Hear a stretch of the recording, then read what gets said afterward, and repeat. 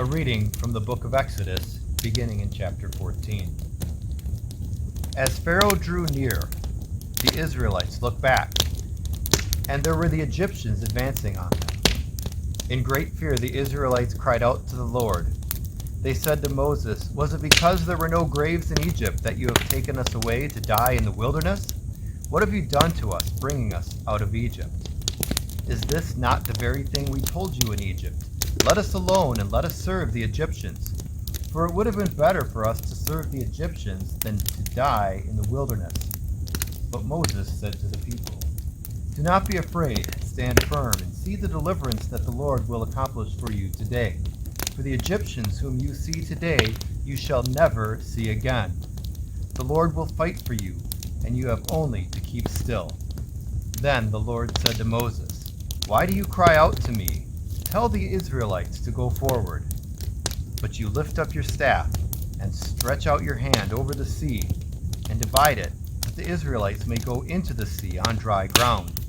Then I will harden the hearts of the Egyptians so that they will go in after them.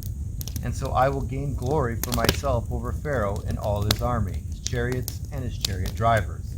And the Egyptians shall know that I am the Lord when I have gained glory for myself over Pharaoh, his chariots, and his chariot drivers."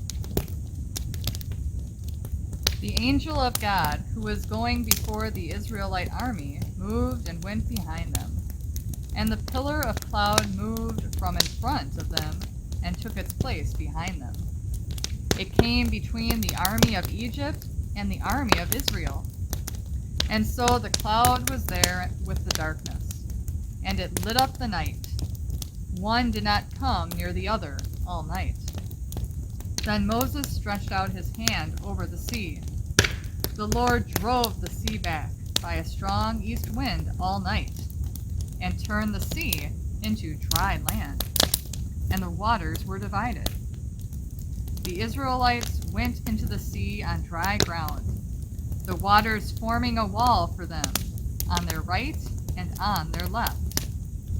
The Egyptians pursued and went into the sea after them, all of Pharaoh's horses, chariots, and chariot drivers. At the morning watch, the Lord in the pillar of fire and cloud looked down upon the Egyptian army and threw the Egyptian army into panic. He clogged their chariot wheels so that they turned with difficulty. The Egyptians said, "Let us flee from the Israelites, for the Lord is fighting for them against Egypt." Then the Lord said to Moses, "Stretch out your hand over the sea, so that the water may come back upon the Egyptians, upon their chariots and chariot drivers." So Moses stretched out his hand over the sea, and at dawn the sea returned to its normal depth. As the Egyptians fled before it, the Lord tossed the Egyptians into the sea. The waters returned and covered the chariots and the chariot drivers, and the entire army of Pharaoh that had followed them into the sea. Not one of them remained. But the Israelites walked on dry ground through the sea, the waters forming a wall for them on their right and on their left. Thus the Lord saved Israel that day from the Egyptians, and Israel saw the Egyptians dead on the seashore. Israel saw the great work that the Lord did against the Egyptians. So the people feared the Lord and believed in the Lord and in his servant Moses. Then the prophet Miriam, Aaron's sister, took a tambourine in her hand, and all the women out after her with tambourines and with dancing. And Miriam sang to them, "Sing to the Lord, for he has triumphed gloriously.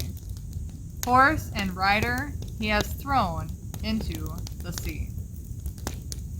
The word of the Lord. Thanks be to God.